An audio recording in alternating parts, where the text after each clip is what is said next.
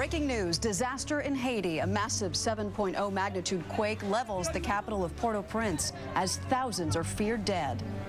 All of a sudden, everything was just falling apart. We'll have the latest on the desperate search for survivors early this Wednesday morning, January 13th, 2010.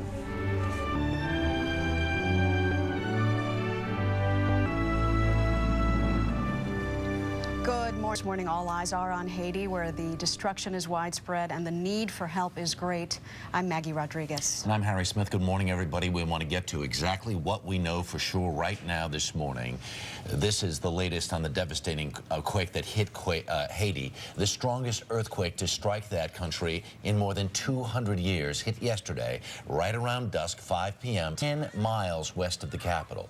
Since then, there have been more than 24 aftershocks. At this time, it is impossible to estimate the death toll, but witnesses say many thousands may have been killed. Many are buried beneath collapsed buildings. The International Red Cross says 3 million people may have been affected by the quake. Thousands of buildings have been destroyed, including the National Palace, a hospital, and the UN headquarters there, a very important building. Haiti is in the Western Hemisphere's, it is in the island of Hispaniola, and it is the poorest country in the Western Hemisphere, where there are no construction standards. The U.S. and Red Cross are mounting major relief efforts. We want to go to CBS News correspondent Kelly Cobiella, who's on the phone near Haiti in the Dominican Republic, right on the border. Kelly, good morning.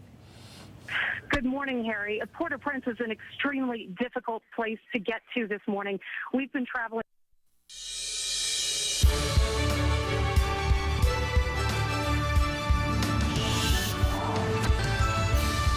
Wednesday morning in New York City. Welcome back to the early show, everybody. We've been covering the Haiti, and we haven't had a chance to tell you something that I thought was so interesting that a scientist mentioned to me today that really puts things in perspective. This is how bad things are there. If you remember in San Francisco, the Loma Prieta earthquake back in 1989, all the damage that it caused, that prepared and built for an earthquake. Haiti, which is such an underdeveloped country, was the same magnitude. Right. So get that in your head, and just you will know the dire need that they're in. And shallower.